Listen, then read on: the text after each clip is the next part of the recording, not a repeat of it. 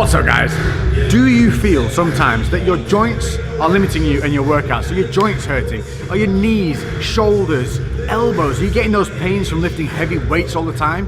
Are you finding that that pain is limiting you in your workouts and maybe even slowing you down? Well, today I'm going to show you a trick that's going to help you keep building muscle, but help save those joints, help you recover, and help you grow in just 5 seconds. So what is this mystical training method that I'm talking about? It is known as time under tension training. This is going to involve eccentric loading, concentric loading, and isometric holds. But what it's not going to involve is you smashing your joints to pieces. This is not going to require heavy loads. It's going to require you to have a good mind to muscle connection, which is something we always want to build. And today I'm going to show you one exercise for every body part that you can put into your training routine to help you develop that muscle, but also give your joints that little bit of respite that they might need. You can put this into your normal routine, and obviously as you get better at this, maybe put 2 exercises into each routine, but for starting out, just one will do the job. Let's crack on.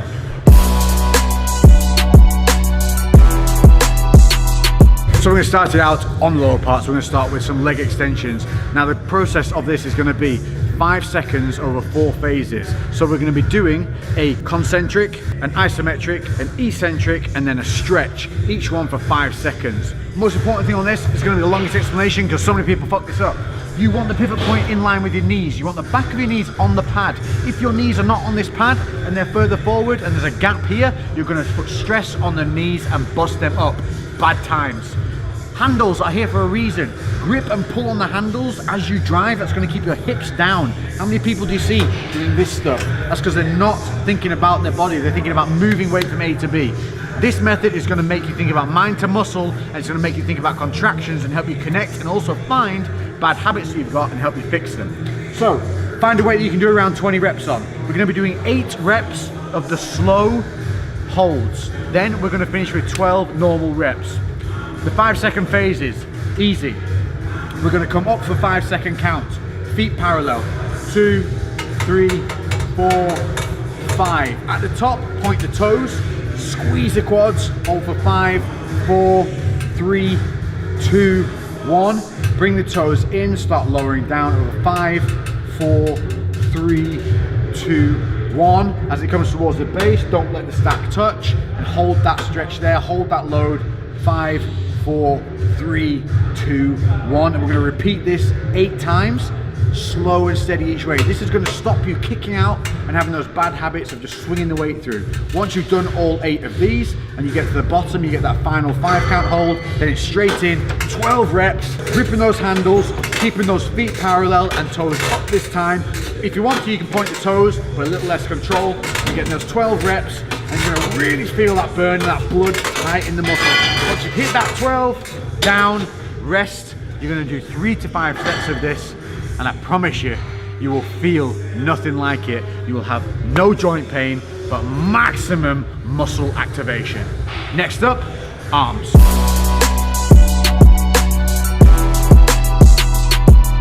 So triceps, we're going to be using the V-bar and the cables. Now you can alternate the grip accordingly as you play with this. Don't be afraid. What I show you here, you can take it and go, but then go and twist things around and make a move as you see fit.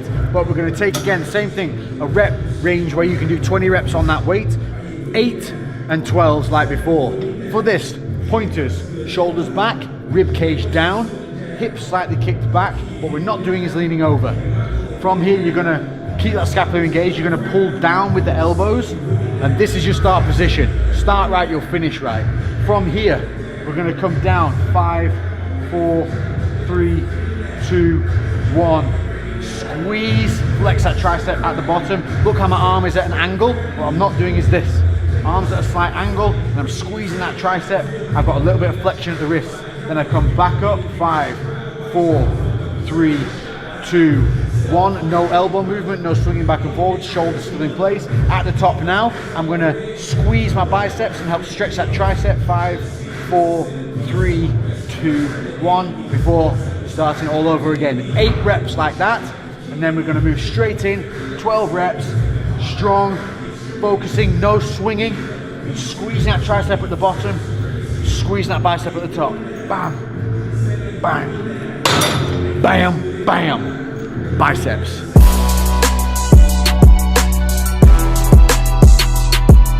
Bicep curls with the straight bar on the cables. Now we're doing it on the cables because it can offer constant tension if you put a little bit of a body lean on. But you can do this with dumbbells, you just got to be super controlled and not get lazy. What we're looking for on this, we're looking to keep our elbows tight and in a fixed position. What I'm not doing is letting my elbows swing back and forth. Again, my rib cage is down, my scapula is engaged, and I'm not pigeon necking. So tuck that chin in and keep that nice alignment. From here, we're going to come up over 5 seconds. 3, 4, 5. Squeeze at the top. 1, 2, 3, 4, 5. Not doing this. Keeping those shoulders down now, because this is the point where people want to do that hunch over and shoulder release. We're going to release out away from the body. 5, 4. Now the biceps under tension. 3, 2, 1. Get to that bottom. Keep an angle on the arm now. That's going to keep tension on the bicep. 5 seconds. 4, 3, 2, 1 before returning. Nice and slow. And look at the tension on the muscle. Veins popping. This is not heavy weight. If I was to just rep this all day, if you do it this way, you're creating overload with light weight. And like I said, once you've done those 8 reps, back in with those 12, keeping that form, no swinging, not letting the elbows kick back, elbows fixed, shoulders back, chest up, rib cage down, chin in, boom. Big biceps, 5 seconds.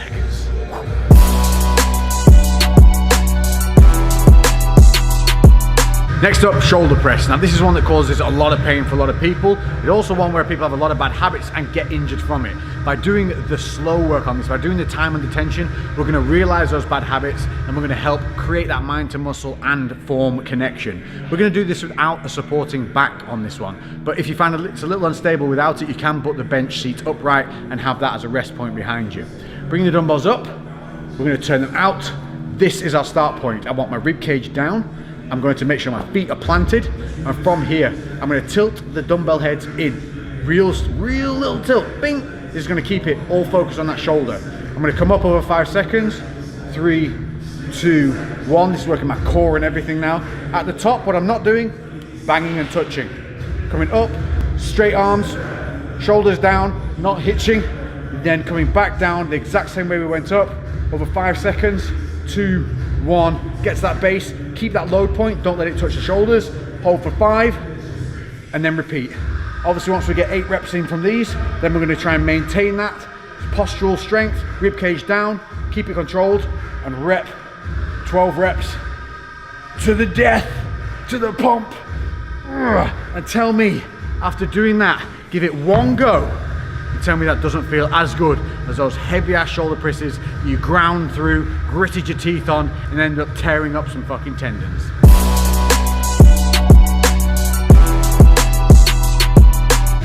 So a bit of chest.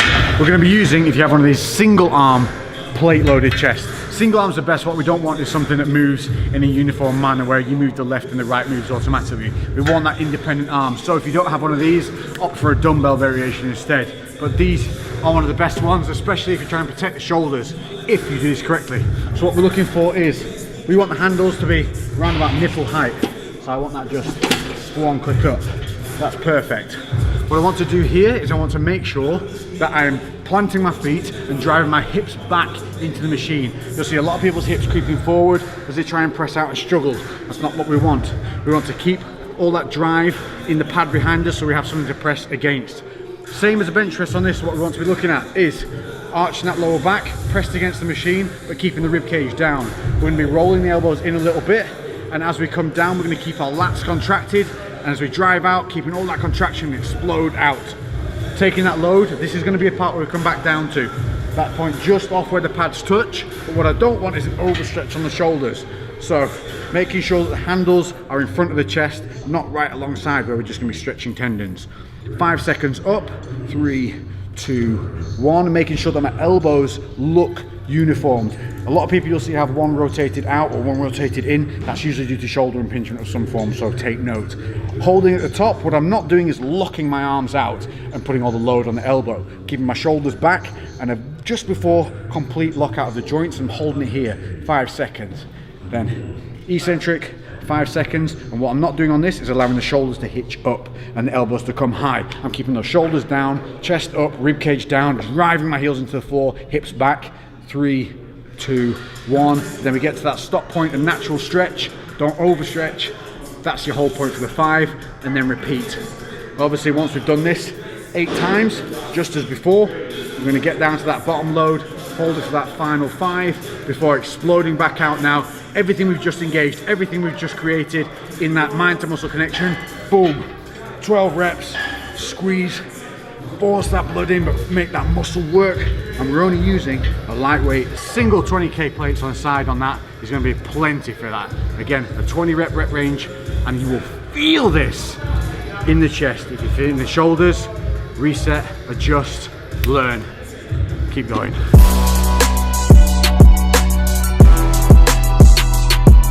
Back, and for this one we're going to be using the lat pull down. I love this machine, but it is one that people often have a big disconnect in their shoulder areas. They also don't have a lot of control with their rib cage and midsection. This is going to help fix all of that, plus keep a healthy scapula, because your scapula are going to be crucial here in controlling the shoulders. What we're looking for is not an overly wide grip. Grip to wherever is natural. If you're not over 6 foot, you don't need to be grabbing the edge of the bars. Just use your sense on where it feels good. We're going to grip just past the bend anyway. We're going to sit and make sure our knees are pinned underneath this pad. Your feet should be solid to the floor with a right angle up into the pad, and you shouldn't be able to move your legs underneath that pad. That's important because we're going to drive against it. From here, we're going to set shoulders back and down, rib cage down, chest up. It's going to feel weird and a little bit tight, but it's perfect. From here, we're going to pull from the elbows. The movement starts here, not at the hands. We're going to pull down from the elbows, 5 seconds. Get to that squeeze point is here, not here. Don't try and come overly low. Just to the top of the chest or wherever it feels natural for a squeeze. Drive your elbows and almost like you're trying to pin your lats under your armpit. Squeeze and don't let that rib cage pop up. Then release, 5, 4, 3, 2, 1. Keeping the shoulders down, and then hold 5 seconds at the top. Then it's just 8 reps of that repetition. 5 down, a 5 hold. Making sure the shoulders aren't rounding forward, chest up, rib cage down, pull it as close to the face as possible.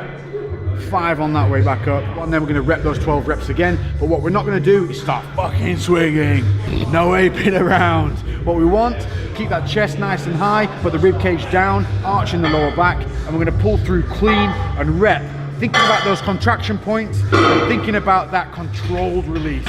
12 reps, really feel that stretch, and you will feel that from here all the way down. If you're feeling it in your shoulders or anywhere else, you need to readjust that control of the shoulders, keep those scapula engaged. This is a fantastic movement, and it looks great when the camera's behind you, not in front of you. Sorry, mate. So Lex wanted a back shot, so there's the back shot.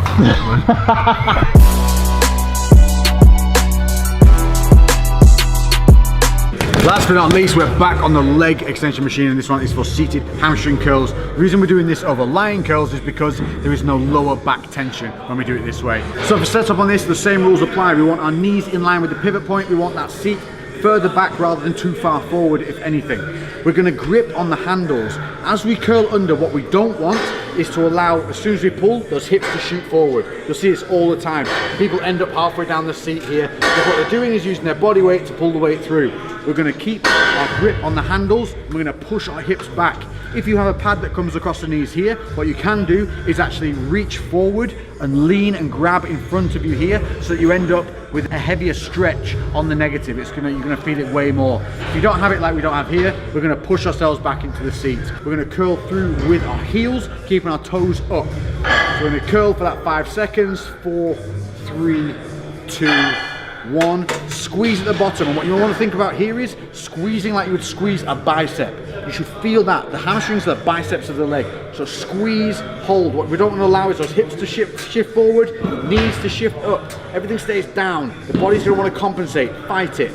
Then 5 seconds hold, back up, eccentrically, 5 seconds. Again, don't let the hips shoot forward. Don't let those knees rise. Think about pushing your knees down through your legs as the feet come up. Hold that top point, don't let the stack touch for 5 before repeating the process again. Once we've done those 8 reps and we get to that final hold, once we come back to the top, we're going to hold for that 5 seconds, and then we're going to rep in And again, once you start repping, don't start sliding. Get that full negative stretch. Keep those hips back. If you're finding you're not really getting that stretch on negative, or the stack's hitting too early, lean a little bit forward and really hold and grip with an underhand grip on the machine, and keep those hips down so you end up being here. And then you're really going to be able to feel and control that stretch. This is vitally important to make sure you control at the knees and the hips. This is going to burn like a mother. It is going to really, really hurt. It's going to test you. So start light. Think about control and contraction throughout all of these exercises. Control and contraction.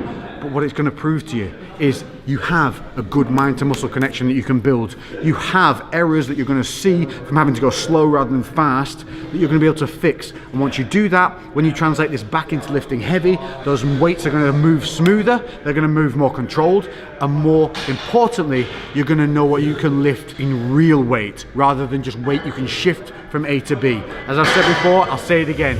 Don't shift it, lift it. I hope you've enjoyed this episode. This has been time under tension training. 5 seconds, 4 phases to a bigger, better you. Catch me in the next episode. If you have any comments, make sure to leave them down below. Hit that notification bell to make sure you're notified of all these videos so you don't miss out on anything. I'm Lex and I'll catch you in the next one. Boom, baby. Lately I've been doing shit different, cooking like a chef, I've been all up in the kitchen. Had to make a move, had to make a little distance. A lot of people tripping, they could never see the vision. Fuck that, tell them bounce.